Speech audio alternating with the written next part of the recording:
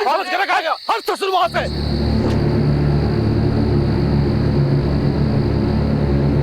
वक्त, हालात और स्थान इंसान की मनस्थिति और उसकी सोच पर असर करते हैं। कहते हैं कि बड़े शहरों के अपराध छोटे शहरों से अलग होते हैं। शायद नहीं, क्योंकि इंसान के मौलिक गुण दोष, उसका बेसिक इंस्टिंक्ट हर जगह लगभग एक सा ही होता है। शहर बोकारो, प्रांत झारखंड। एक आंधी चली, इतनी तेज कि कोई जान ही नहीं पाया कि कहां से चली और कहां ओझल हो गई, और पीछे छोड़ गई मौत का एक मंजर, एक नहीं अनेकों बार।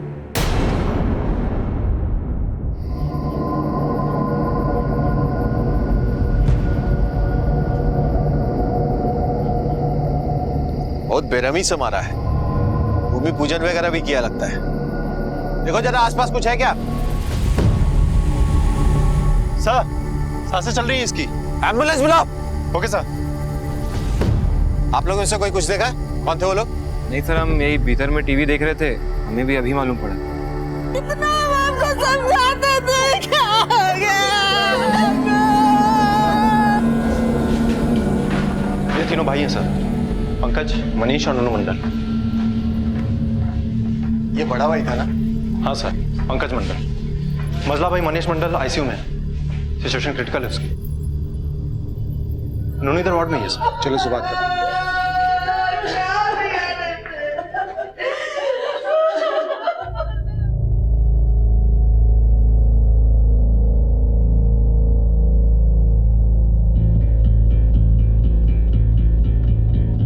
नन्नू, क्या हुआ था? हमरे बड़का भैया को मार दिया साहब। कौन थे वो लोग? क्या पता साहब, अभी तो 3 दिन पहले ही जमीन खरीदाया था।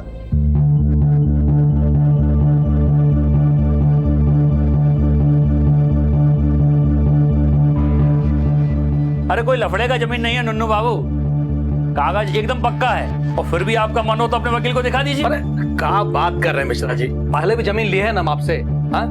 लेकिन हाँ, ये बार रेसिडेंस बनाएंगे, 3 मंजिला ठोकेंगे, तीनों का परिवार रहेगा ना। दे दो। अरे एकदम आइडियल जमीन है मंडल जी, कोऑपरेटिव कॉलोनी बोकारो का नया पोस्ट लोकेलिटी है। अब जाइए भूमि पूजन कीजिए।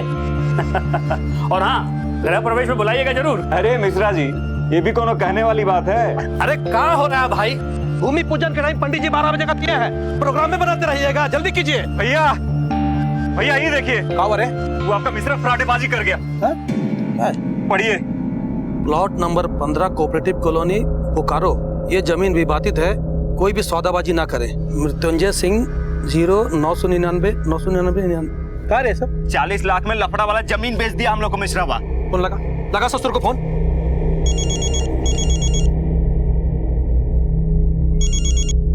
हेलो, विज्ञापन देखे कि नहीं? कौन बोल रहा है? तुम्हारा बाप। जमीन पर पैर नहीं धरना बता रहे तुमको, नहीं तो दिल्ली फाड़ देंगे, समझे? अरे पूरा 40 लाख रुपया देकर लिए हैं, पक्का कागज है हमारे पास। कान में तकलीफ है का बाबू? जो बोले वो समझ में नहीं आया? पैर नहीं धरना जमीन पर, बता रहे हैं तुमको। कौन बोल रहा है? हेलो हेलो, कौन था भैया? अरे पता नहीं, धमका रहा था फोन पर, बोल रहा था कि जमीन पर पैर मत रखना। ये क्या बोल रहे हैं आप? ये कैसे जमीन खरीद कर आए हैं? चुप रहिए, कौन मुंह उठाकर फोन पर धमकी दे रहा है तो हम लोग पीछे हट जाएंगे। आपका तैयारी हुआ कि नहीं? जाइए तैयारी कीजिए।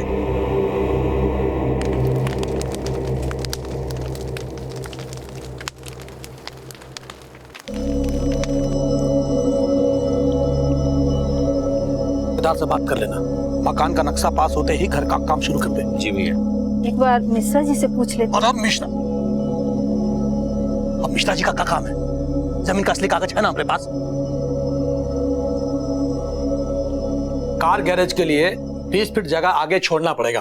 अरे भैया, हम तो कह रहे हैं एक कार के लिए जगह मत छोड़िए, 2 ठो कार के लिए छोड़िए। क्या है कि वो अपना नुनुआ नया गाड़ी लेने का प्लानिंग कर रहा है ना। अच्छा। अरे ये किसका फोन आ गया? हेलो हेलो मंडल जी। हाँ जी।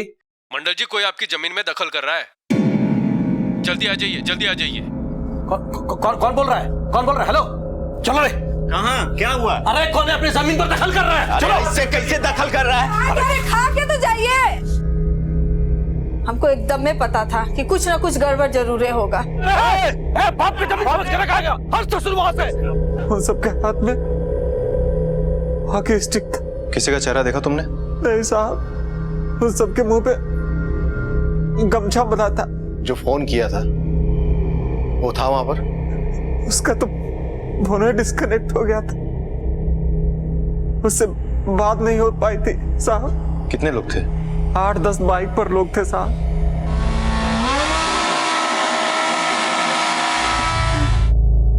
साहब छोड़िएगा मत साहब। पंकज मंडल को दोनों फोन अज्ञात व्यक्ति ने किया था ना? हाँ सर। वो दोनों नंबर्स मैंने जांच के लिए भेज दिए हैं। और सर न्यूज़पेपर के ऐड में जिस मृत्युंजय सिंह का जिक्र था उसको मैंने पुलिस स्टेशन में बैठाया है। बुलाओ उसको अंदर। Okay sir. Thank you. बोलिए सर। पंकज मंडल को फोन करके धमकी आप ही दिए थे? फोन? हम नहीं तो, हम किसी को फोन नहीं किए सर। हाँ, अखबार में विज्ञापन जरूर दिए थे प्लॉट नंबर 15 का। और जमीन तो पंकज मंडल ने खरीद ली थी, पक्का कागज है उसके पास? फर्जी पक्का कागज तो कोई भी बनवा लेगा ना सर। ये देखिए, प्लॉट नंबर 15 का कागज तो हमारे पास भी है। ये जमीन डिस्प्यूटेड है और ये पंकज और उसका भाई लोग ऑक्युपाई कर रहा है जबरदस्ती। इसीलिए आपने गुंडे भेजकर जबरदस्ती उनको बेदखल करने की कोशिश की। गलत बात। हम गुंडा नहीं है, हम गुंडा नहीं। अखबार में विज्ञापन जरूर दिया था। पंकज मंडल का डेथ हो गया है, उसको दोनों भाई गंभीर रूप से घायल है। पुलिस तहकीकात कर रही है, सच सामने तो आ ही जाएगा। तो कीजिए ना, और पता कीजिए कि सच्चाई क्या है। इनोसेंट पब्लिक पर शक करने से सच साबित नहीं ना होगा। और कोई बात हो तो बोलिए, हमको ऑफिस जाना है, देर हो रही है। यही नजर रखो इसमें। सर, दोनों फोन के रिकॉर्ड जो है तुरंत चेक करवाओ। Okay sir. और सुनो सर, सिटी ट्रैफिक पुलिस से पता करो कल रात में ये बाइक वालों का कोई ऐसा बड़ा मूवमेंट दिखा है क्या? Okay sir.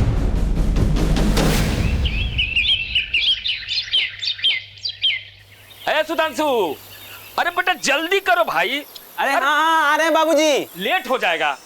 ये जरा सा। अरे गाड़ी ना छूट जाएगा। अरे दही खाएगा तब ना जाएगा, रुकिए जरा सा। अरे बेटा दही खा लो, शुद्ध होता है बेटा, खा लो खा लो।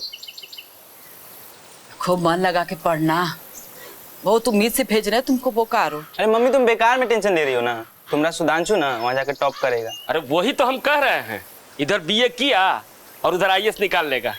औकात से बड़ा काम कर रहे तुम्हारे बाबू, क्लर्क हैं, ताकि तुमको पढ़ने के लिए बोकारो भेज रहे हैं। और अभी मेरी बहन रंजू के शादी में एकदम में से सब खाली हाथ हो गए ना। जानबे करते हो, अपने माँ बाप का इज्जत रखना बेटा। हाँ अरे अम्मा तुम फिक्र मत करो ना, बिल्कुल। चलो हम चलते हैं। एक गधा महाराज, गले मत लगिए, पैर छुइए। हाँ। जीते रहो बेटा, आप आओ ना। अब चलो भाई, लेट हो रहा है, जल्दी करो, आओ। ए सुधांशु ध्यान से जाना बेटा। हाँ ध्यान रखिएगा।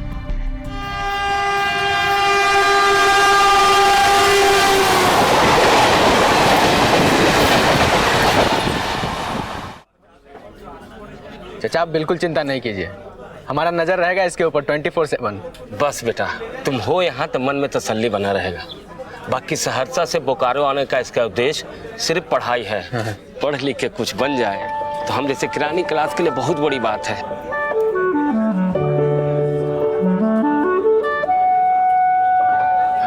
जी जी जी चाचा, बनेगा, जरूर बनेगा। तुम तो एमए में हो ना? जी। और तुम्हारे बाबूजी कह रहे थे कि तुम टॉपर हो। जी जी चाचा, बस आप लोग का आशीर्वाद है। एमए फाइनल ईयर में है इस बरस। पिछले साल भी टॉप किए थे पूरा यूनिवर्सिटी में। बस बेटा, अपने नक्शे कदम पे चलाओ इसको। जी चाचा। अच्छा तो हम चलते हैं, ठीक है ना? बस ध्यान रखना इसका। ठीक ठीक ठीक है बेटा। प्रणाम चाचा। खुश रहो, खुश रहो, खूब पढ़ाई लिखाई करना। जी जी ध्यान रखना इसका। जी।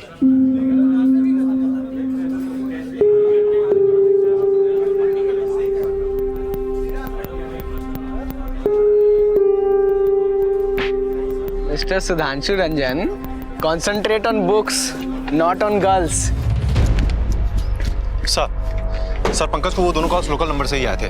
वो दोनों नंबर्स फर्जी नाम और एड्रेस से रजिस्टर्ड थे, और सर वो नंबर से भी बंद है। इस बात का अंदेशा मुझे पहले से ही था अल्ताफ। एक बात तो तय है, ये कोई असामाजिक तत्व है, कोई क्रिमिनल?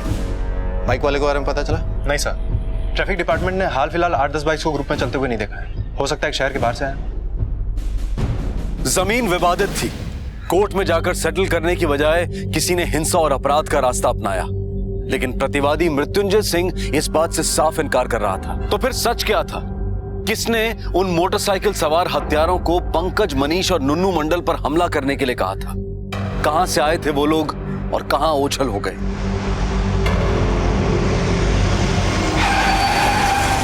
देखो कौन है? आवाज नहीं।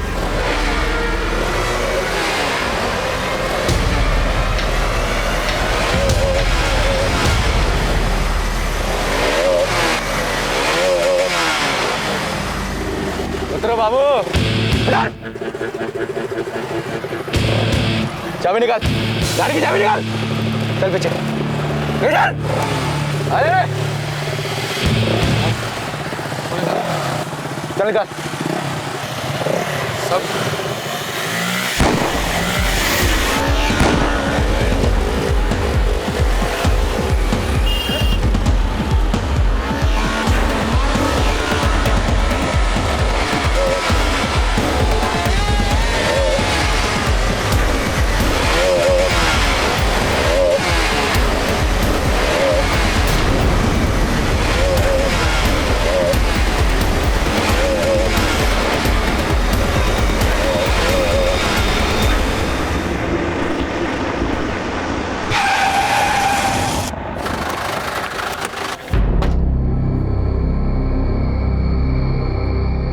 क्या हुआ था?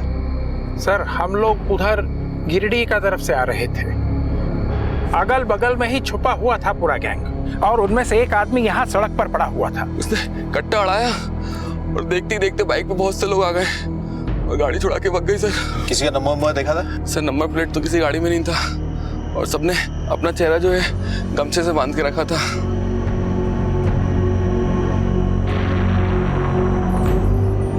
सर, चास और गोमिया से भी गाड़ी के हाईजैकिंग का मामला दर्ज हुआ है और वहां पर भी बाइक वालों ने ही गाड़ी उठाई है। कोऑपरेटिव कॉलोनी जमीन बेदखली से लेकर अब तक बाइक वाले हर जगह मौजूद हैं। अल्ताफ, लगता है कोई नया गिरोह सक्रिय हुआ है जो बाइक पे ऑपरेट करता है।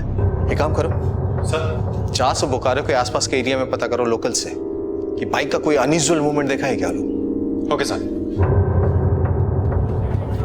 स्वाति,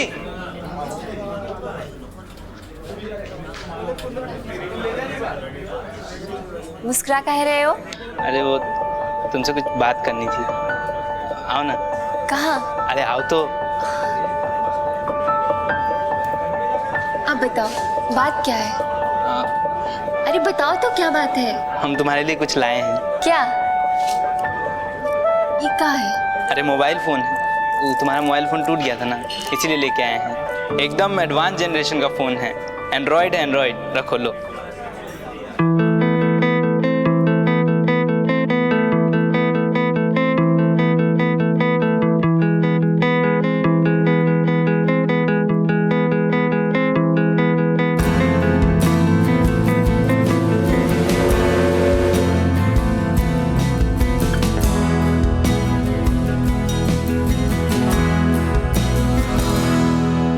चलो तुमको शाहरुख खान का फिल्म दिखाते हैं। अच्छा, पुनीत भैया चलो चलो, उधर पुनीत भैया है। क्या हुआ? अभी देख लेंगे ना तो करियर पर प्रवचन देना चालू कर देंगे। हमको तो लगता है ना इनको इलेक्शन में खड़ा होना चाहिए। इतना बढ़िया भाषण देते हैं कि बेहोशी आ जाता है। तुमने हम पे बहुत ही खर्चा कर दिया। अरे तुम खुश हो ना, खर्चे का टेंशन हम पे छोड़ दो। अच्छा। अरे बाबूजी बहुत कमाए हैं। अच्छा, लगता है बाइक लेना ही पड़ेगा। सच में? बाइक का क्या करोगे? अरे चलाएंगे बाबूजी, और क्या करेंगे। अरे यहाँ 3-3 को ट्यूशन ज्वाइन कर लिए हैं। ऑटो रिक्शा कर करके एकदम हालत खराब हो गया है। बाबूजी बाइक ले लेंगे तो बचत भी होगा, टाइम भी बचेगा ना। बाइक कोनो 2-4 पैसा में नहीं आता है। 40-50 हजार रुपया लगेगा। ठीक है, छोड़ देते तब ट्यूशन। ठीक है, काहे छोड़ोगे? तुम फोन रखो, हम कुछ करते। अरे हाँ, बाइक का ही कुछ करते। अरे फोन तो रखो। पढ़ाई लिखाई में कोनो दिक्कत हो रहा होगा तबे न कर आया बाइक के लिए। हमको भी फोन किया था, कह रहा था कि पापा जी से बात करिए कि बाइक के लिए कौनो जुगाड़ उगाड़ कर दें। अब बतिया का ना बुझ रहे हैं। ए मैडम जी, हम सब बूझ रहे हैं, लेकिन पैसवा कहाँ से आएगा? अरे आपको पीएफ का बोल रहे थे ना? अरे पगली, पीएफ फंड रिटायरमेंट के बाद मिलता है। अरे जब आजे का कोनो ठिकाना नहीं है, उसको आज जरूरत है, तो रिटायरमेंट का काहे सोच रहे हैं आप? अनजान शहर में है, जाने कैसे आता है जाता है, कोचिंग ट्यूशन जाने कहाँ पढ़ता है। अरे बात तो सुनिए आप। ये नहीं सुनिए, जल्दी। एक तरफ बोकारो में अपराध की नई नींव पड़ रही थी, तो वहीं दूसरी तरफ कोई उम्मीद से भरा बस्ता लिए कॉलेज में दाखिल हुआ। क्या सुधांशु वाकई अपने पिता की उम्मीदों के अनुरूप चल रहा था? क्या यही था उसके पिता का सपना? किसी का हाथ थामे सुधांशु चल पड़ा था, लेकिन कहां जाती थी वो सड़क? शायद वो भी इससे अनजान था।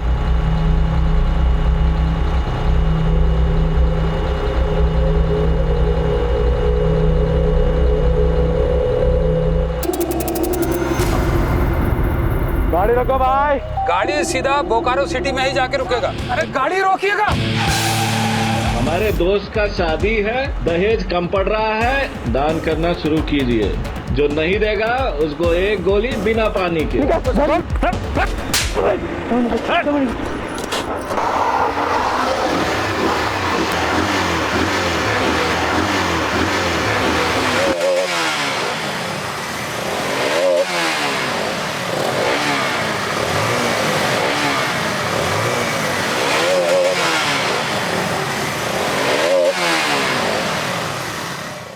वो सब लोग गाड़ी पर था सर, और बहुत सारी बाइक्स पे आके इधर उधर से हमारी बस को दोनों तरफ से घेर लिया। किसी का चेहरा देखे? वो कंबल लपेटा हुआ था और अपने चेहरे पर गमछा लपेटा हुआ था सर। बाइक का नंबर देखे? नंबर प्लेट था ही नहीं सर। पर हाँ सर, एक गाड़ी पे कुछ लिखा रहा।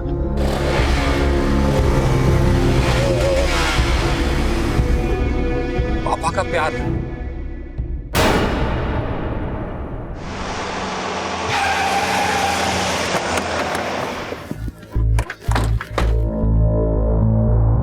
सर ये तो वही गाड़ी है, पापा का प्यार।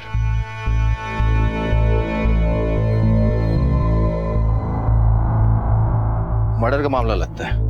गाड़ी पे नंबर तो है नहीं। एक काम करो सर, इसका चेसिस नंबर लो, पता करो किसका बाइक है। Okay sir.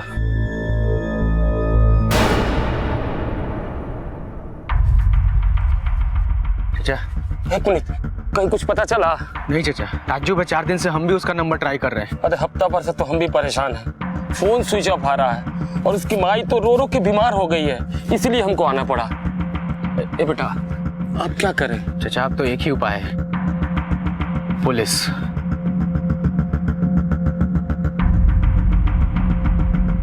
पहले तो बाइक खरीदवाए महीना भर पहले, फिर 20 दिन पहले बोला और पैसा चाहिए। हम ठहरे क्लर्क आदमी कहाँ से लाएंगे? हमने मना कर दिया। बस उसने बात करना ही बंद कर दिया। पहले तो अपने मम्मी से कभी कदार बात कर लिया करता था, अब हफ्ता भर से तो उससे भी बात नहीं करता। बताइए, ये भी कोई तरीका है? माँ बाप कितना अरमान से भेजता अपने बच्चा को और उसका कुछ पता ही नहीं चल रहा। चाचा गया होगा, धन्यवाद धन्यवाद, आप चिंता नहीं करिए। आप कौन? जी हम कजन है उसके। नाम क्या है? पुनीत। क्या करते हैं? MA फाइनल ईयर में, उसी कॉलेज में। वैसे एक 4-5 दिन पहले 18-19 साल का एक लड़का मिला है, साथ में बाइक भी था। बॉडी अभी मॉर्ग में है। हम चाहते हैं आप चल के देख लीजिए। भगवान न करे आपका बेटा हो, लेकिन एक बार चल के देख लीजिए। और हाँ, एक बात और, बाइक पे कुछ लिखा भी था, पापा का प्यार।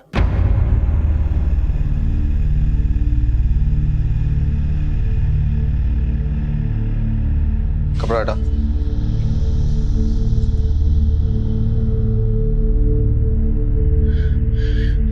चाचा इसका तो चेहरा ही नहीं है, इसीलिए तो हम लोग भी आइडेंटिफाई नहीं कर पाए आपको इस तरह। पुनीत, पुनीत, ये तो अपना सुधांशु है। सुधांशु मेरा बेटा नहीं, सुधांशु नहीं, सुधांशु।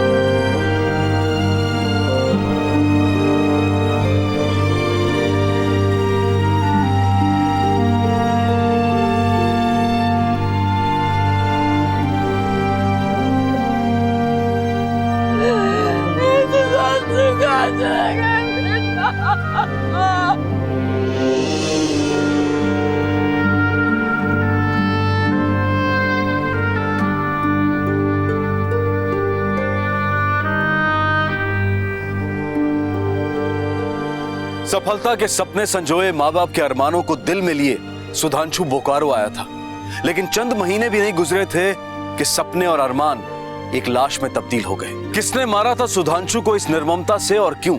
और उसके पास मिली बाइक, पापा का प्यार, ये तो वही बाइक थी जो हाईवे पर हुई डकैती में मिली थी। तो क्या इसका मतलब सुधांशु भी? जवाब ढूंढने पुलिस कॉलेज जा पहुंची। इधर सुधांशु का किसी से लड़ाई झगड़ा हुआ क्या? नहीं सर, क्लास भी कम ही आता था, एक गर्लफ्रेंड बना लिया था और नया बाइक ले लिया था। उसके बाद से दिन भर इधर उधर घूमता रहता था। नाम क्या है उस लड़की का? सर स्वाति है, वो सोशियोलॉजी पार्ट 2 में मेरे साथ ही पढ़ती है। सर वो बहुत सिंपल लड़का था, बहुत अच्छा था, उससे हमारी बहुत अच्छी दोस्ती थी, पर वो हम पे बहुत पैसा खर्च करता था। हम मना भी करते थे सर, पर वो हमारी सुनता नहीं था। फिर एक दिन जिद करके वो अपने पापा से एक नई बाइक लेके आया। फिर पता नहीं अचानक कहाँ 3-4 दिन के लिए गायब हो गया। और जब वापस आया तो उसके पास बहुत सारे पैसे थे। इतना सारा पैसा कहाँ से? चोरी की है। अरे तुमको आम से मतलब है कि गुठली से? चलो। कहाँ? अरे पार्टी है, मस्त पार्टी। पुनीत भी था पार्टी में? जी सर।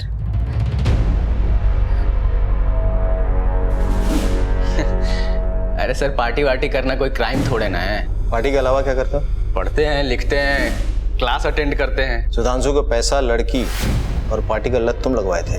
अरे नहीं, क्या बात कर रहे हैं सर? सुधांशु बच्चा थोड़े ना था, और हम काहे किसी को किसी चीज का हैबिट लगवाएंगे।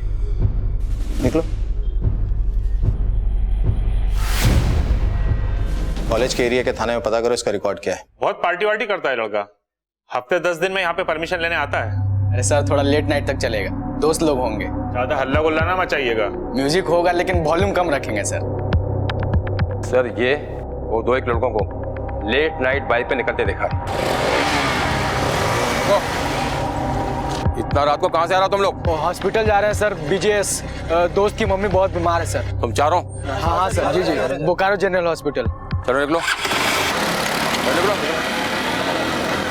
सर बंदगोड़ा पुलिस थाने से अभी खबर आई है कि वहां पर जमीन को लेकर एक विवाद हुआ है। इस विवाद में 2 लोगों की मौत हुई है और कई लोग घायल हुए। इसका अपने केस से भी कोई संबंध नहीं क्या? हाँ सर है। जैसा कि कोऑपरेटिव कॉलोनी में हुआ था, ठीक वैसा ही यहाँ पर भी हुआ है। कुछ अज्ञात बाइक सवारों ने जमीन के मालिक पर हमला किया और फरार हो गए। और सर ये देखिए, इसी विवादित जमीन को लेकर ये नोटिस भी एक दिन पहले छपा था। जमीन विवाद में इसका लेन देन आपको मुकदमे में उलझा सकता है, सावधान। निरंजन शर्मा। कोऑपरेटिव कॉलोनी वाले जो वारदात हुई थी उसमें भी ऐसा ही इश्तिहार छपा था ना? हाँ सर। एक डेफिनेट पैटर्न है इनके क्राइम में। पहले कोई जमीन खरीदता है, फिर उस पर कोई दावा ठोकता है, फिर इश्तिहार छपता है, उसके बाद हमला, वो भी बाइक सवारों द्वारा। यानी जमीन खाली करवाने की कोशिश।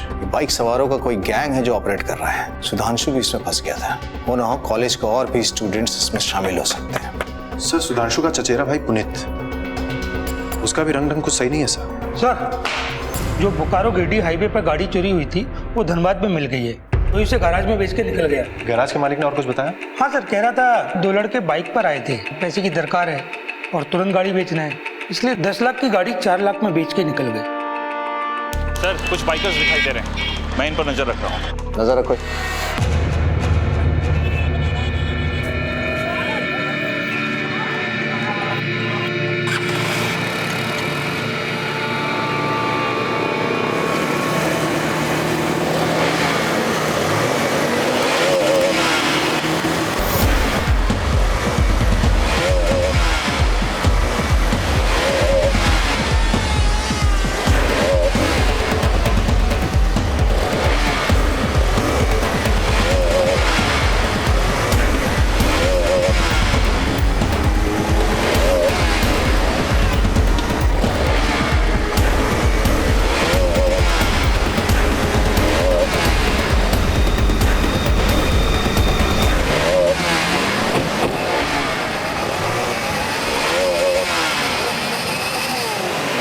चलो लिंक रोड पे चल, गाड़ी घुमा।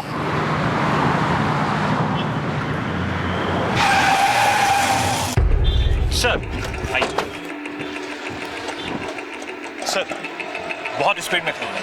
वहां से निकले और अलग अलग डायरेक्शन में चले गए। उनको पकड़ने का मौका ही नहीं मिला। पुनीत सर? जी सर।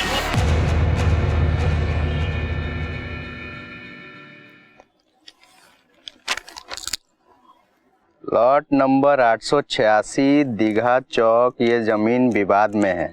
कृपया इसके लेन देन खरीद बिक्री से पहले हमें संपर्क करें।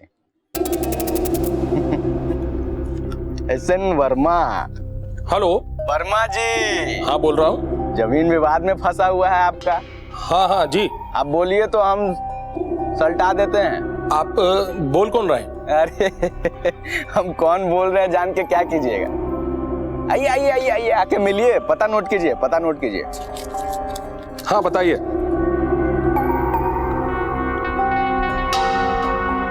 अरे सुनो रे, पार्टी का इंतजाम हो गया है। सुनील, हेमंत, शिबू सबको अलर्ट कर दो।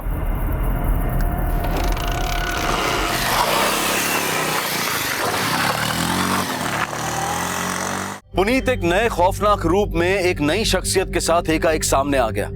बोकारो में हो रहे अपराधों के साथ उसके तार जुड़ने लगे। पुलिस को बाइकर्स गैंग के साथ पुनीत के संबंध साफ नजर आने लगे। लेकिन इस सब में मौत की आगोश में चले गए सुधांशु की क्या भूमिका थी? पुनीत सुधांशु का चचेरा भाई था, तो क्या वो उसका आपराधिक साथी भी था? आखिर क्या थी पुनीत की पूरी और सही पहचान? अरे सेठ, पैसा लेके आए ना? हाँ 10 अभी और बाकी काम होने के बाद। हाँ। अरे काम तो समझिए हो गया। पुलिस को तो नहीं बताया ना? अरे क्या बात करते हैं? अरे मजाक कर रहे हैं। काम तो हो जाएगा ना? काम हो गया, चलिए निकलिए।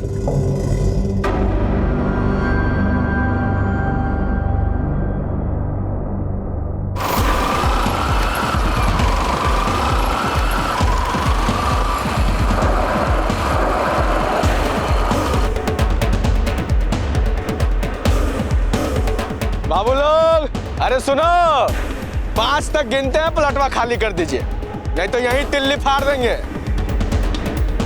1 2 3 4।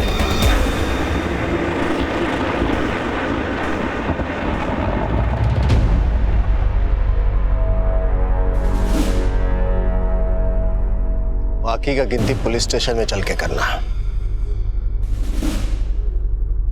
चला दिखा, चला दिखा।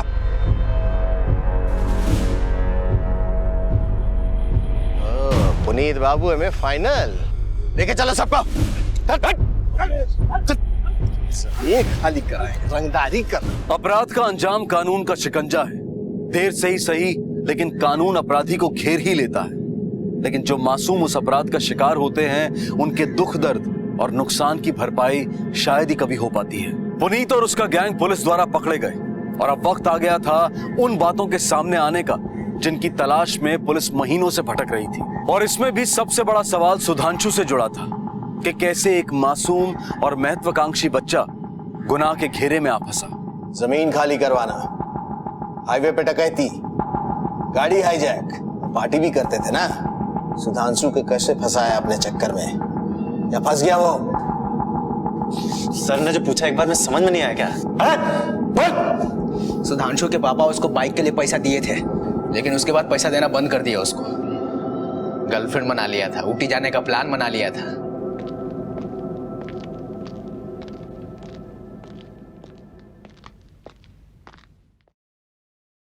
हैं? अकेले छत पर डूबता हुआ सूरज, सेंटी उंटी हो गए हो क्या जी? हैं? क्या हुआ? अरे पापा पैसा नहीं दे रहे। अरे रे, इतना महंगा महंगा शौक पालोगे तो पापा कहाँ से अफोर्ड कर पाएंगे? गर्लफ्रेंड, शॉपिंग है? अरे लेकिन हम प्रॉमिस कर दिए ना भैया कि ऊटी लेके जाएंगे। ऊटी लेके जाएंगे? शादी से पहले ही हनीमून का जुगाड़ कर लिए हो तुम। परेशान है, आपको कॉमेडी सोच रहा है? नहीं अच्छा, सही में परेशान।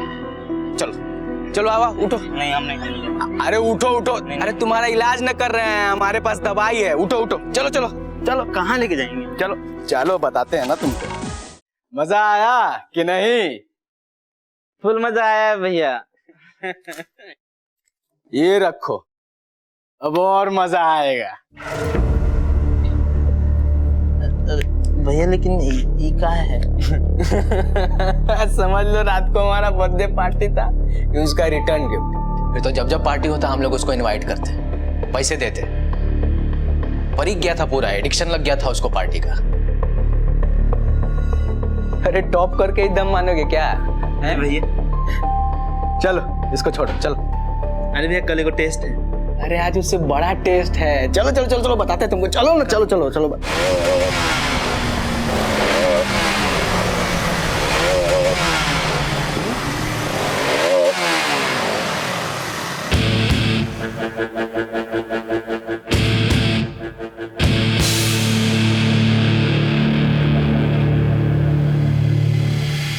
भैया पार्टी कहाँ है? लेकिन पार्टी आ रही है।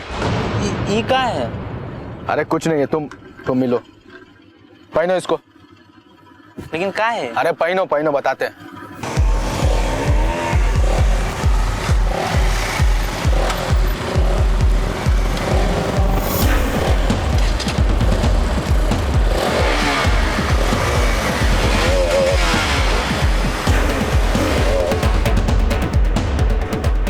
उधर उधर उधर नहीं है, दिल्ली फाड़ देंगे। उधर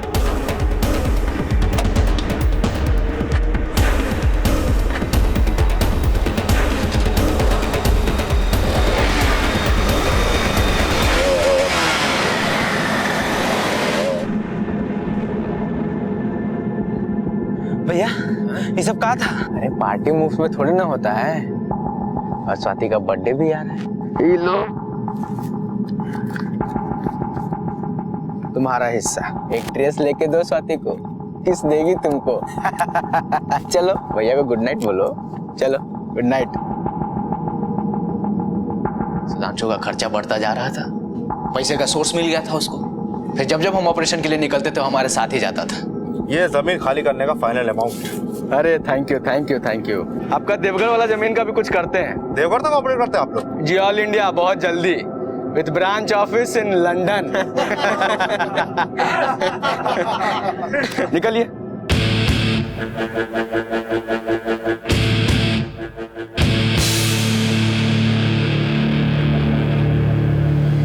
इसको फोन करो, बोलो जमीन खाली करवा देंगे 20% पर। हम? हाँ हाँ तुम करो करो, अभी करो अभी करो, जल्दी निकालो, लगाओ।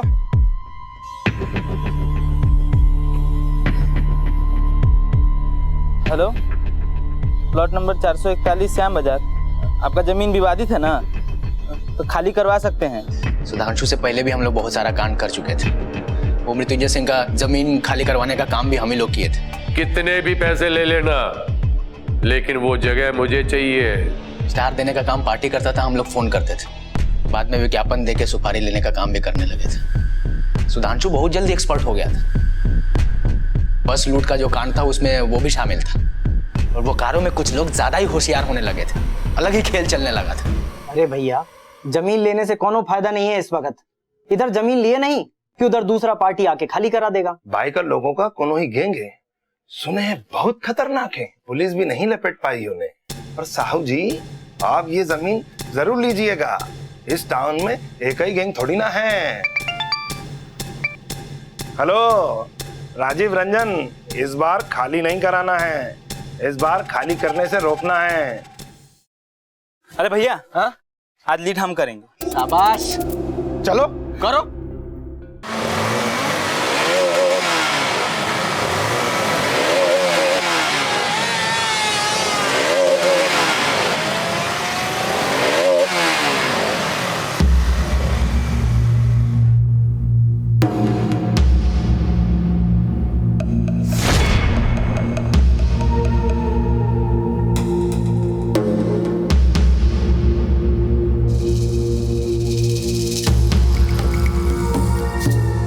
बे, ये जमीन खाली करवाने आया है, जिस रास्ते से आया वहीं लौट जा।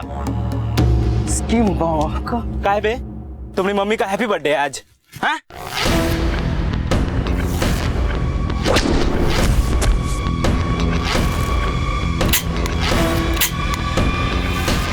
मारो साले को।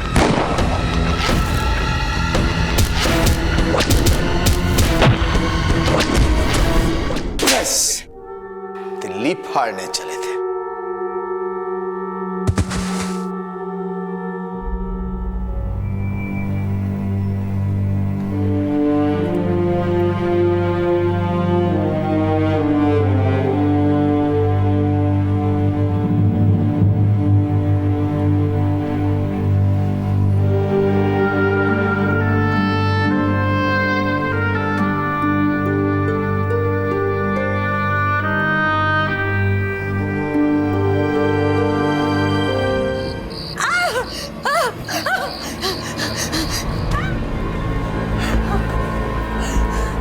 इतनी हिम्मत तेरी, हैं? मेरे बीच में बोलेगी? मैं जो चाहूंगा वो करूंगा। और शू फर्क पड़े तेरे, और शू फर्क पड़े छे तारे? हाँ? तेरे पास है ना तेरी बेटी संभालने को? नहीं, उसी को देना सारा अटेंशन तू। एम अच्छे, एम अच्छे। अरे मेरे को पता है। उठ।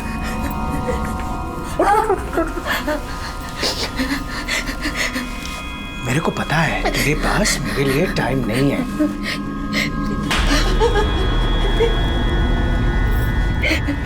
मुझे जो तुझसे चाहिए नहीं मिलता, इसलिए मुझे बाहर ढूंढना पड़ता है। मिल जाता है। अगली बार से अगर मुझे बाद में रोका या टोका किसी भी बात के लिए, तो तू तो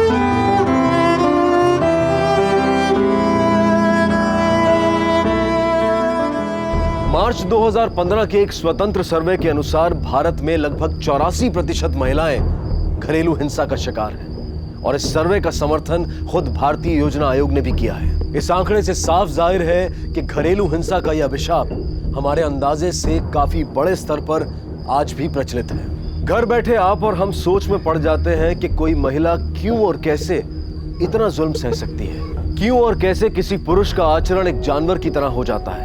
आखिर क्यों और कैसे कोई औरत प्रतिदिन ये हिंसा सहते हुए भी बिना किसी प्रतिकार के अपनी जिंदगी जिए जाती है। मोड़ू थशे बेटा, जल्दी कर, बस आ जाएगी। चला। अरे किरण, जूते कहाँ हैं? हाँ यही नीचे रखे हैं। आजा बैठ जा। हाँ चलो, मुंह खोलो खोलो खोलो खोलो। शाबाश, गुड गर्ल। मैं देती हूँ। मैं कर लूंगा, तुम जाओ खिलाओ।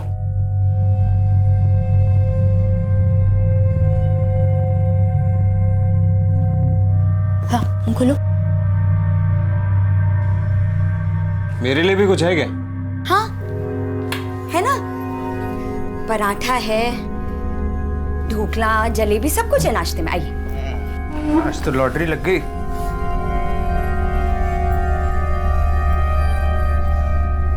चल मुंह खोल।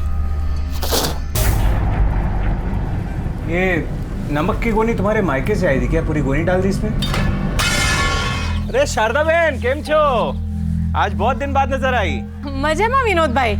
जुओ ने रोज किचन में काम से, खाना बनाने से फुर्सत ही नहीं मिलती है। खाना?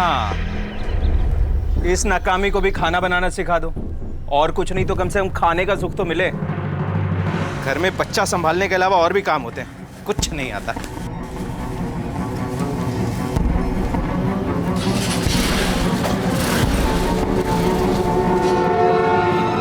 किरण, कल रात को फिर कुछ हुआ था क्या? चीख सुनी थी मैंने। चीख? कौन सी चीख? मुझे नहीं पता। पिंकू, रेडी हो गए? गुड गर्ल, जल्दी से स्कूल जाना। हाँ, बाय बाय। बाय मिंकू। किरण, एक बात कहूँ, तुम्हें विनोद के बारे में किसी न किसी को तो बता देना चाहिए। किसी और को नहीं तो कम से कम अपने मायके वाले को बता दो। कुछ है ही नहीं बताने को शारदा बहन, कुछ भी नहीं है। छुपाने से कुछ नहीं होगा। शारदा बहन, बोला ना कुछ है ही नहीं बताने को। अब जाइए, अपने काम से काम रखिए।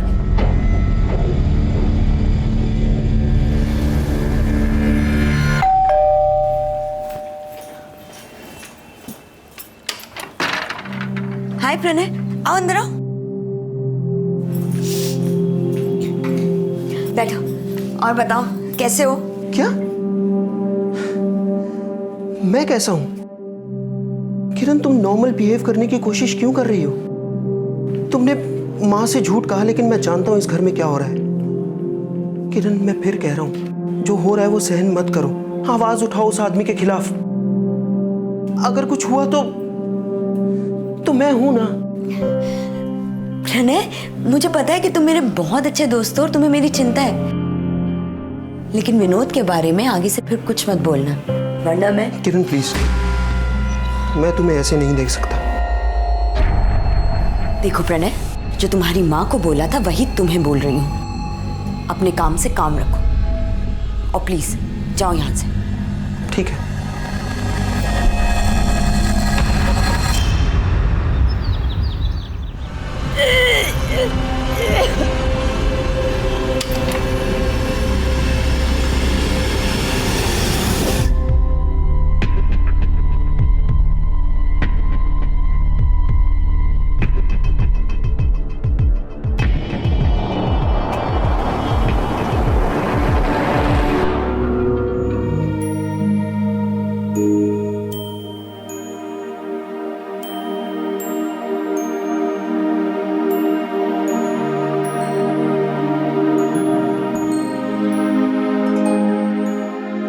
ऐसे ही बहुत जल्दी तुम्हारे साथ खेलने भी ना एक दोस्त आने वाला है।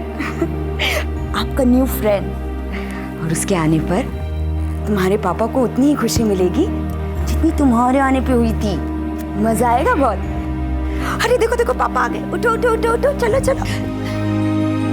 आरती, कम ना।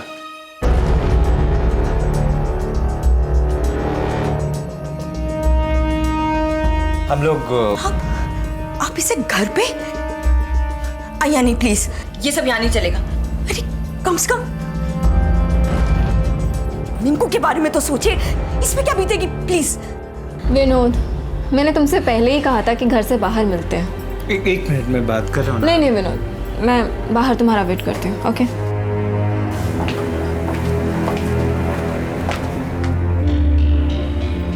तुम्हें मिंकू की चिंता है ना, तो मिंकू की चिंता करो। मैंने तुमसे पहले ही कहा था, मुझे रोकना मत कुछ भी करने से। फिर भी तुमने रोका ना।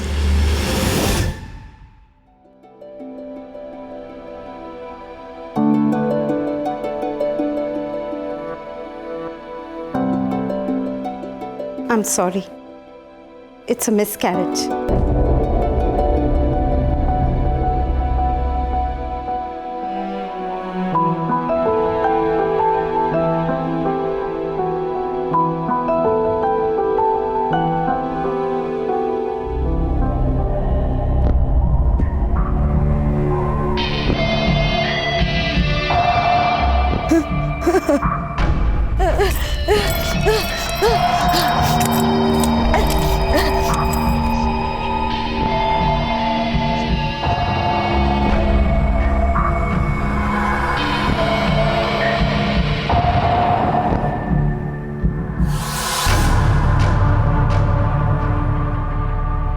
हाँ अमेपन, हाँ आता हूँ, किरण को लेके ही आऊंगा।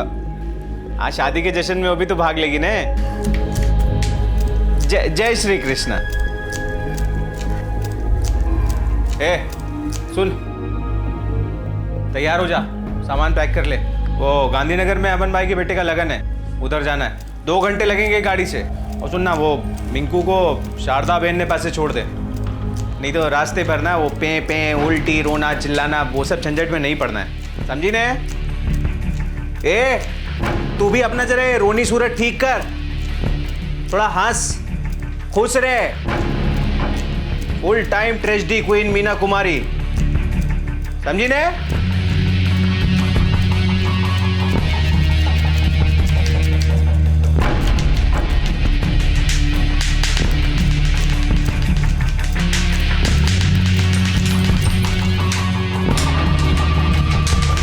मम्मी कौन?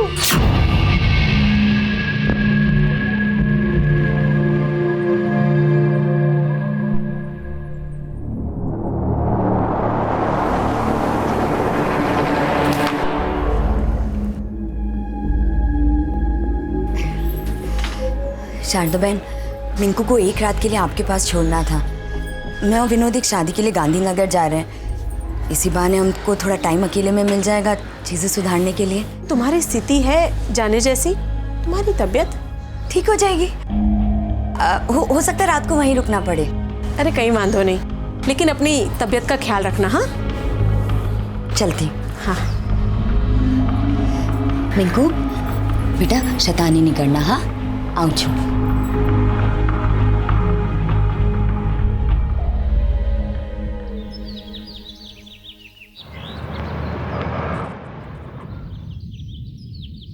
अरे ताला लगा हुआ है।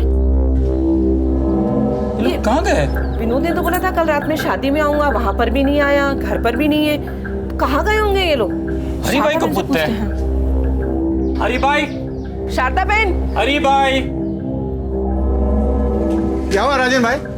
अरे आपको पता है ये लोग कहाँ गए? नहीं तो।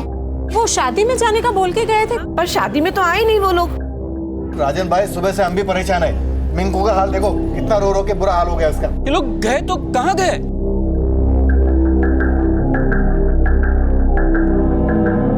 पड़ोसी और परिवार चिंतित थे।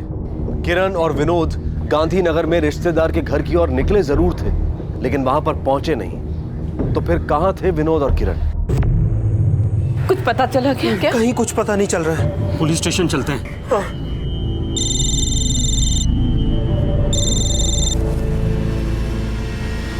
क्या?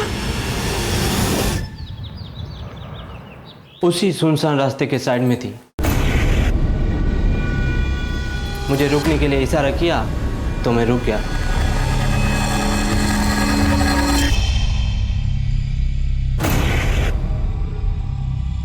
इसके अलावा कुछ पता है आपको? कोई दिखा था आपको? मैम किरण कहाँ है? अंदर है वो। डॉक्टर चेकअप करें, बस आते हैं।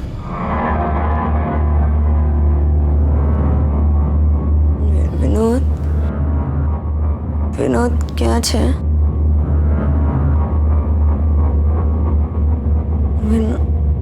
विनोद कहाँ है विनोद जी है, लेटे रहिए। विनोद कहाँ? बुलाते, आप विनोद जी को बुलाते।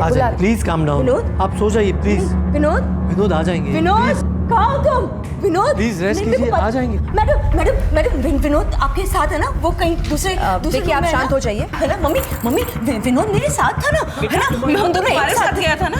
विनोद कहाँ है बेटा? कहाँ है बेटा? देखिए आप शांत होकर हमें बताएंगे ना तो हम आपके पति को ढूंढ पाएंगे। ढूंढ पाएंगे?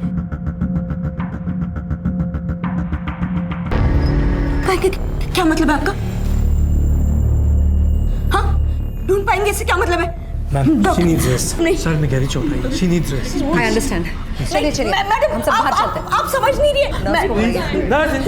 चलिए आप बात को नहीं। मैडम उन लोगों ने विनोद को नहीं उन लोगों ने विनोद को कहीं, आप लोग समझ नहीं रहे। विनोद मेरे साथ ही था। विनोद सुन, तो हमारी दिक्कत है। सो करियो विनोद है। विनोद नहीं मारा होगा उसको। आखिर मेरी बच्ची को हॉस्पिटल पहुंचा ही दिया उसने। क्या बोल रही हो आप? हाँ एक तो मेरा बेटा घूम गया, मैं वैसे परेशान हूँ, और आपको कुछ समझ में नहीं आ रहा है? कुछ भी बोल रहे हैं आप। हॉस्पिटल में हुए इस वाकये ने किरण और विनोद के रिश्ते पर रोशनी डाली। किरण के प्रति विनोद का अनुचित व्यवहार सबके सामने आया, और साथ ही ये बात भी साबित हो गई कि विनोद के माता पिता भी इस कड़वे सच से वाकिफ थे। कल रात को हम लोग टैक्सी में बैठे, टैक्सी वाला हमें एक सुनसान जगह ले गया।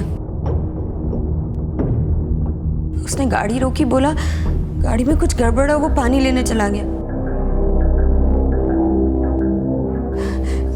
फिर अचानक से दो लोग ऐसे सर पे रुमाल बांध के गाड़ी में घुसे और जबरदस्ती मेरे जेवर खींचने लगे। विनोद ने उन्हें रोकने की कोशिश की, मैंने भी कोशिश की, और फिर अचानक से किसी ने मेरे सर पे बहुत तेज वार किया। बस इसके अलावा मुझे और कुछ याद नहीं है।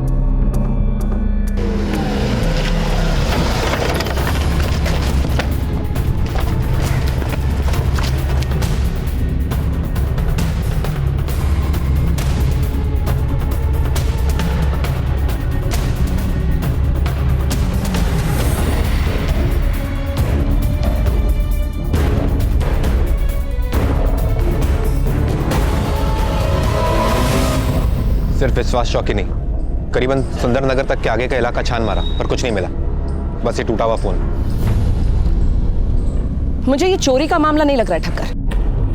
किरण की उंगलियों पे अंगूठियां हैं, वो भी महंगी वाली। कोई चोर उसे क्यों छोड़ जाएगा? और फिर विनोद को ले जाना, उसे मरने के लिए क्यों नहीं छोड़ दिया जैसे किरण को छोड़ा था? मामला मुझे कुछ और ही लग रहा है, शायद आपसी दुश्मनी का मामला। तुम एक काम करो, सारी फैमिली को राउंड अप करो, स्पेशली किरण की माँ। जी मैडम। आपकी बेटी और उसके पति के बीच संबंध कैसे थे? अच्छे नहीं थे ना? बताइए मुझे।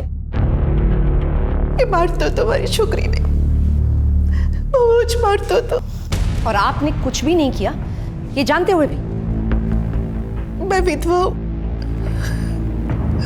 और मेरा बेटा और बहू अपने काम में व्यस्त रहते हैं, मुश्किल से मुझे संभालते हैं। तो मैं क्या करती? मेरा बेटा कभी ऐसा कुछ कर ही नहीं सकता। अरे झगड़े तो हर मियाँ बीवी में होते ही रहते हैं, और उसने कभी भी अपनी पत्नी के बारे में कोई शिकायत नहीं की हमसे, बल्कि वो ही हमेशा हर छोटी छोटी बात पे उससे झगड़ती रहती थी। और आप लोगों को यकीन है कि ये मामूली झगड़े थे? हाँ। ठीक है, आप लोग जा सकते हैं।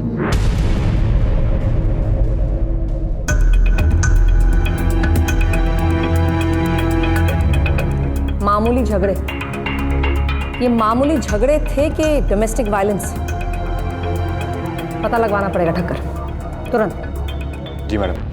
किरण तो बहुत अच्छी है साहब, उसकी किसी से क्या दुश्मनी, वो तो खुद ही विनोद से परेशान थी। हाँ, विनोद के जरूर बहुत सारे दुश्मन रहे होंगे, निर्दयी मानस। उसे तो अपना बच्चा खो जाने का दुख भी नहीं था, मैंने उसके चेहरे पे जरा भी दुख नहीं देखा था। बच्चा खोने पर? हाँ साहब, किरण के पेट में 3 महीने का बच्चा था। अरे सर, उस आदमी को वैसे भी जीने का कोई हक नहीं था। अपनी बीवी को इतनी बेरहमी से मारता था, पीटता था, इतना बुरा बर्ताव करता था। अच्छा वो मर गया।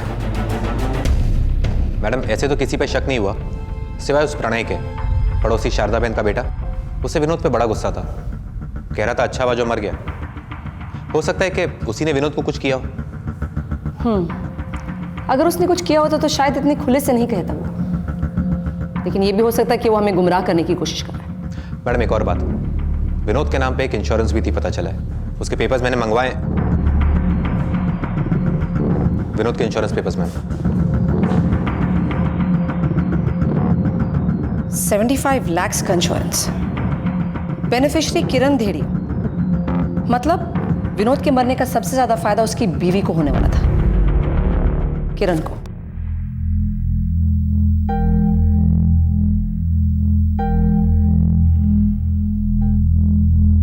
ठीक है, तो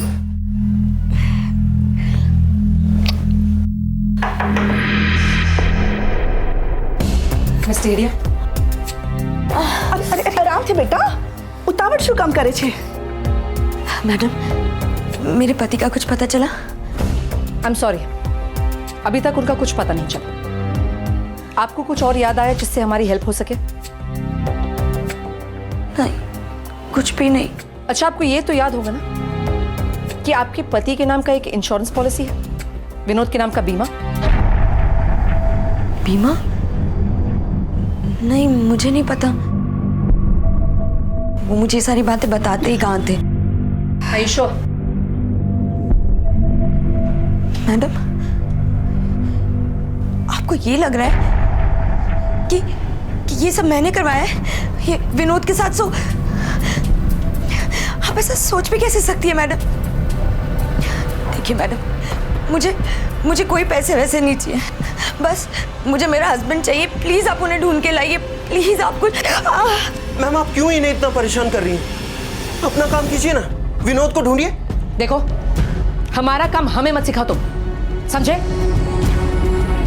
किरण, तुम्हें कुछ और याद आए तो हमें जरूर कांटेक्ट करना, ठीक है? चलो ठक्कर। जांच पड़ताल कई दिनों तक चलती रही, लेकिन पुलिस को इस मामले में कोई बढ़त हासिल नहीं हुई। न किरण को उस रात के बारे में कुछ याद आ रहा था और न ही और कोई गवाह था जो इस वारदात पर रोशनी डाल सके। 3 महीने बीत गए, मामला अब ठंडा पड़ने लगा और दूसरे केसेस को ज्यादा प्राथमिकता मिलने लगी। नतीजा, इंस्पेक्टर भट्ट को ना चाहते हुए भी इस केस को बंद करना पड़ा और इस बीच किरण का जीवन भी सामान्य रूप से आगे बढ़ रहा था। लेकिन ये राहत मानो केवल पल भर की ही थी। मिंकू, आँख खोलना, तू चिंता ना कर, सब सही हो जाएगा। हाँ, आप लोग सब यहीं रुकिए। डॉक्टर साहब, ये मेरी बेटी है डॉक्टर साहब। डोंट वरी, हम लोग देखेंगे। मिंकू, हाँ मिंकू, चिंता ना करिस, मिंकू सब सही हो जाएगा। खबर न थी, 1 मिनट पहले तो घर में खेल रही थी, फिर अचानक से बेहोश हो गई। चिंता नहीं कर, वो तो बराबर थी जैसे बेटा।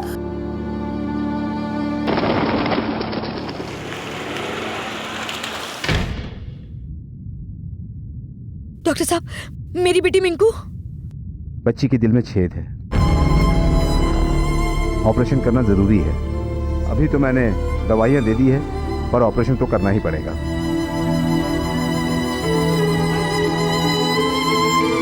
मैं कोशिश करूंगा, जितना हो सके उतना बंदोबस्त करूंगा। हूं पर एक रिटायर मानस छूं।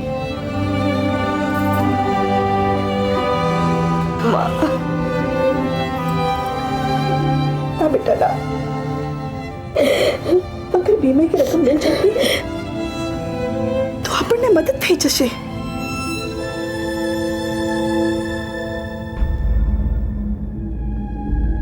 साची बात है बहन, लेकिन हम क्या कर सकते हैं? जब तक पॉलिसी होल्डर का डेथ सर्टिफिकेट नहीं मिल जाता, हम पैसे कैसे इशू करें? सबूत मिल गए मैडम सारे, धोखाधड़ी का चार्ज लगाया गया मिता पर। देखना वो बच ना पाए। मैडम। किरण, राइट? जी जी मैडम, प्लीज प्लीज मेरे पति को ढूंढिए ना, प्लीज। देखिए, हम पूरी कोशिश कर चुके हैं, लेकिन हमें कोई नई इन्फॉर्मेशन मिली ही नहीं। कोई तो तरीका होगा ना मैम, प्लीज। देखिए, इन्वेस्टिगेशन जारी है, लेकिन अगर आपके पास कोई सबूत है, कोई क्लू, कुछ नहीं, तब हमारी मदद हो सकती है। नहीं, मेरे पास कुछ नहीं, पर आप कुछ तो कर सकते हैं ना ma'am, please. I am sorry ma'am, लेकिन आप कुछ तो, आई एम रियली सॉरी, कुछ तो कर सकती है ना मैडम। किरण किसी भी तरह पैसों का इंतजाम करना चाहती थी। वो अपने एक बच्चे को पहले ही खो चुकी थी और दूसरे को किसी भी कीमत पर नहीं खोना चाहती थी।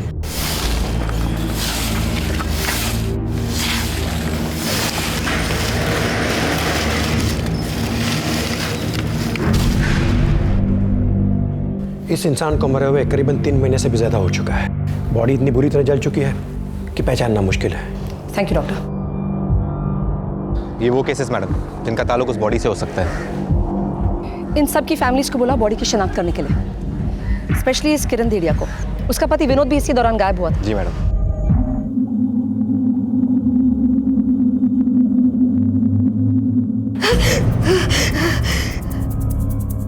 ये मेरा डिक्रो नती, ये मेरा बेटा नहीं हो सकता। ये नहीं हो सकता, मेरा बेटा नहीं हो सकता, हमारा बेटा ये नहीं हो सकता। नहीं हमारा दिक्रो नहीं।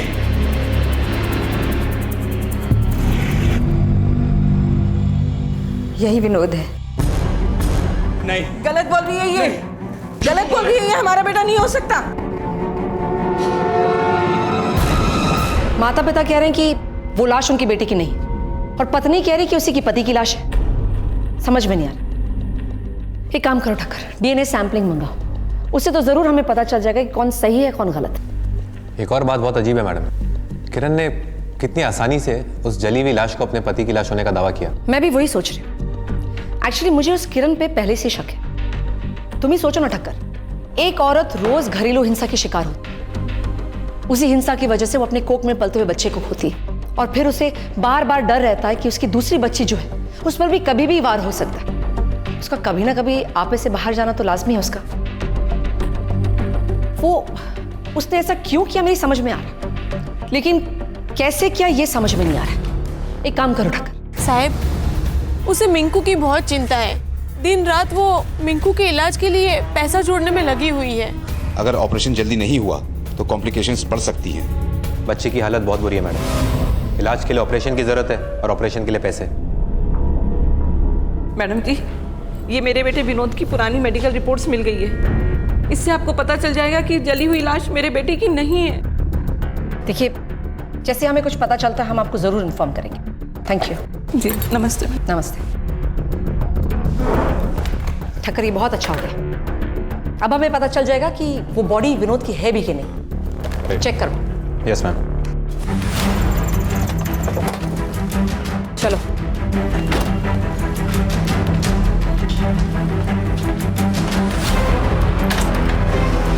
खाना कहाँ चलेगा मैम? पता करना पड़ेगा, चलो। मैडम, यही प्रण है। किरण कहाँ है? कुछ आइडिया है तुम्हें? ये लोग तो हॉस्पिटल गए हैं, मैं भी वहीं जा रहा हूँ। किरण की बेटी मिंकू की तबीयत बहुत खराब हो गई। तुम जाओ, हम वहीं आ रहे हैं। चलो। देखिए, थोड़े से भी पैसे मिल जाएंगे ना तो मेरी बहुत मदद हो जाएगी। मेरी बेटी का सवाल है, उसका ऑपरेशन ड्यू है। प्लीज कुछ मैं आपसे बाद में बात करती हूँ। इतना ही मैनेज हो पाया। I am sorry, I know ये समय शायद सही नहीं है, लेकिन हमारे पास एक गुड न्यूज़ है तुम्हारे लिए। जो लाश हमें मिली थी वो तुम्हारे पति की नहीं है, विनोद दहड़िया की नहीं है। नहीं है? अरे ऐसे कैसे नहीं है? ऐसे कैसे नहीं है मैडम? आपको कोई गलतफहमी हुई है? देखिए, हमें कोई गलतफहमी नहीं हुई। वो लाश तुम्हारे पति की नहीं है, हमने डीएनए टेस्ट करवा किया। नहीं नहीं मैडम, आप समझ नहीं रही हैं। मैंने उन्हें कोई गलतफहमी। Control yourself. नहीं प्लीज, मैं आप समझने की कोशिश क्यों नहीं कर रही है? मैंने उनकी बॉडी को पहचाना, मैं जानती हूँ वो वही है, वो मर चुके हैं। तुम्हें कैसे पता है वो मर चुका है?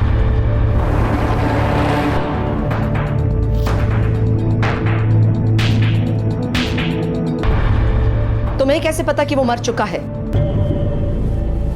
कि वो जिंदा होते तो किसी तरह तो मुझे कांटेक्ट करने की कोशिश करते, फोन करते, घर पे आते, कुछ तो करते। वो जो हमने कहना था कह दिया। आप अपनी बच्ची को संभाल।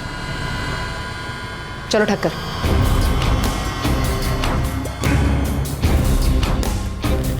वो पैसे दो। पैसे जमा करते हैं। मैडम, अब मुझे भी लग रहा है कि आपका अंदाजा सही है। किरण जरूर विनोद के गायब होने से कनेक्टेड है, पर बात वहीं आके थम जाती है। मोटिव तो फिर भी धीरे धीरे क्लियर हो रहा है, लेकिन कैसे? एक काम करो ठक्कर, किरण के सारे फोन रिकॉर्ड्स निकलवाओ, पता तो चले कि किस किस के कांटेक्ट में थी। Yes madam. और नहीं रुक सकते, ऑपरेशन अभी करना होगा। आप लोग जल्दी से पैसे डिपॉजिट करवाइए। देख बेटा, तू बिना विनोद राजन भाई से अब ये क्या भी बात कर। मिंकू की जिंदगी का सवाल है ना। माँ, आप उनसे बात करो, मैं घर से बच्चे जेवर लेकर आती हूँ।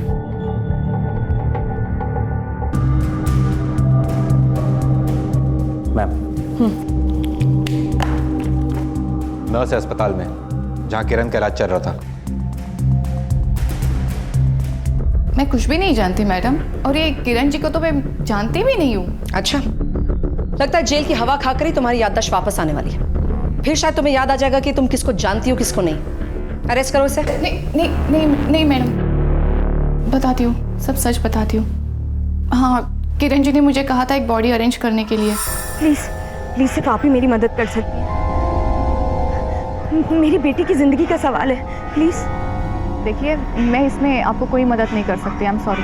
प्लीज समझने की कोशिश कीजिए। मैं रुपए मिलते ही आपको आपके 1 लाख रुपए दे दूंगी।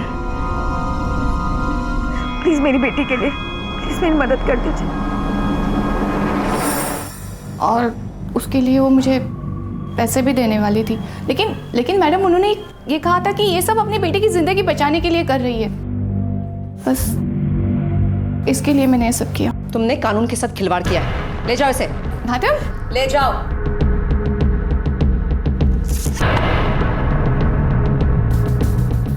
किरण कहाँ है? किरण कहाँ है? घरे गई छे, पैसा नो बंदोबस्त करवा માટે। मिंकू की तबीयत बहुत खराब छे, तात्कालिक ऑपरेशन करना पड़ेगा। अरे बिना भी अब पैसा नो बंदोबस्त है क्यों? તમે જલ્દીથી ડોક્ટરને કોને ઓપરેશન की तैयारी करे। फोन करो ने। किरण को जल्दी फोन करो। एक मिनट, किरण को कोई फोन नहीं करेगा। आप लोग ऑपरेशन करवाइए। सोलंकी जी, तुम यही रहो, इन सब पे नजर रखना। चलो ठक्कर। Yes ma'am.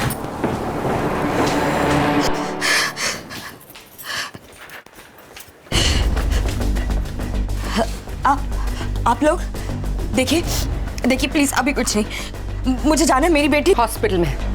हमें पता है किरण, और इसीलिए तुम्हें पैसों की जरूरत है, जिसके लिए तुमने एक नकली बॉडी का इंतजाम किया। सही है? क्या कह रही है? देखो, नर्स ने हमें सब बता दिया, तो झूठ बोल के कोई फायदा नहीं होने वाला। क्या बकवास किए जा रही है? कुछ समझ नहीं आ रहा है। हमारे पास बहुत टाइम है किरण, टाइम तुम्हारे पास नहीं, और तुम्हारी बेटी मिंकू के पास तो बिल्कुल टाइम नहीं। इसलिए हमें सच पता, तुमने बॉडी का इंतजाम किया ना? तुमने एक नकली बॉडी का इंतजाम, किरण तुमने एक नकली बॉडी का इंतजाम किया ना? बताओ मुझे, मिंकू के लिए सच बोलो किरण।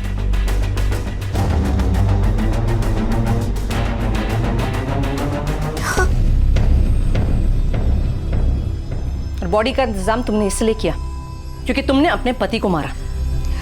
नहीं किरण, तुम फिर से झूठ बोल रही हो। नहीं। देखो, मैं समझ सकती हूँ, तुम्हारे पति ने तुम्हें बहुत मारा। नहीं, वो तुम्हें पीटता था ना? नहीं। और तुम्हारे बच्चे की जान उसी की वजह से गई। अब तुम्हारी दूसरे बच्चे की जान तुम्हारे हाथ में है किरण। मैं मिंकू को नहीं खोना चाहती। तो तुम्हें मुझे सच बताना होगा किरण। तुमने अपने पति को मारा है ना किरण? बताओ किरण। नहीं किरण, उसने तुम्हें मजबूर किया, इसे तुमने उसे मार डाला। नहीं। तुम्हें सच बोलना होगा किरण। नहीं। तुम्हें एक डेथ सर्टिफिकेट की जरूरत है मिंकू की जान बचाने के लिए। सिर्फ तुम्हें बचा सकती हो सच बोलकर किरण। तुमने अपने पति को मारा।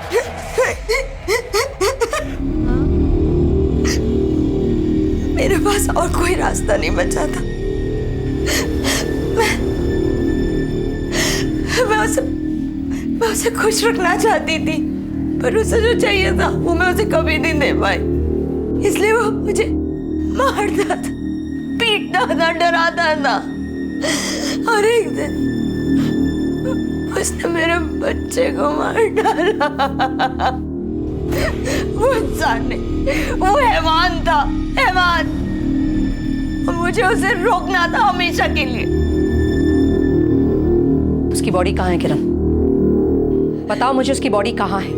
ऐसी हालत में उसकी पूरी बॉडी छिपाना मुश्किल था, इसलिए मैंने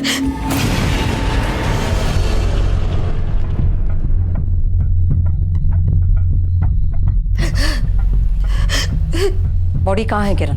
उसकी बॉडी को कार में डाल के तालाब के पास ले गई, और मैंने ज्यादातर बॉडी तालाब में डाल दी जिससे कोई ढूंढ ना पाए। ज्यादातर मतलब? बताओ किरण। पूरी बॉडी सिवाय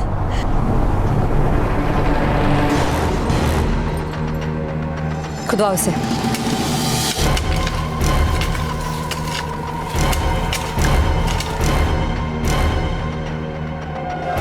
दिखाओ इधर, क्या है ये?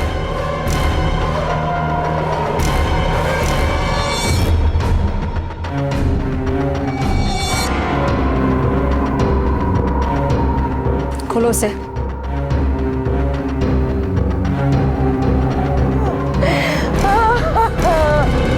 सोचिए, एक औरत पर ढाए गए निरंतर अत्याचार ने उसे ऐसी कगार पर लाकर खड़ा कर दिया जहां उसने अपने पति का कत्ल कर उसके शरीर के टुकड़े कर दिए।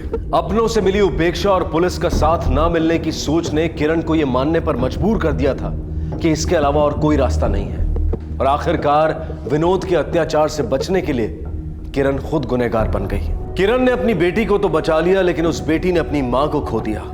वो मां जो अब जेल की सलाखों के पीछे कैद है। अक्सर कठिन परिस्थितियां इंसान को अच्छाई की सीमा लांघकर बुराई अपनाने पर मजबूर करती हैं, लेकिन यही वो कठिन वक्त होता है जब इंसान को हिम्मत दिखानी होती है, मजबूत बने रहना होता है। काश किरण ने कानून को अपने हाथ में लेने की बजाय कानून का सहारा लिया होता, क्योंकि जो हुआ उसके जिम्मेदार कुछ हद तक किरण के परिवार वाले, पड़ोसी और वो सारे लोग हैं जो इस घरेलू हिंसा के बारे में जानते हुए भी चुप रहे और इसका विरोध नहीं किया। याद रखिए, हिंसा आखिर हिंसक का ही अंत बन जाती है। अब मैं अनूप सोनी आपसे विदा लेता हूं, फिर मुलाकात होगी अगले एपिसोड में और खुलासा करेंगे एक और जुर्म का। तब तक अपना और अपने परिवार का ख्याल रखें और देखते रहें क्राइम पेट्रोल डायल 100। सबक एक को, सीख हम सबको। जय हिंद। क्राइम पेट्रोल के और भी दिलचस्प कहानी देखने के लिए हमारे चैनल को सब्सक्राइब करें और बेल आइकॉन दबाना न भूलें।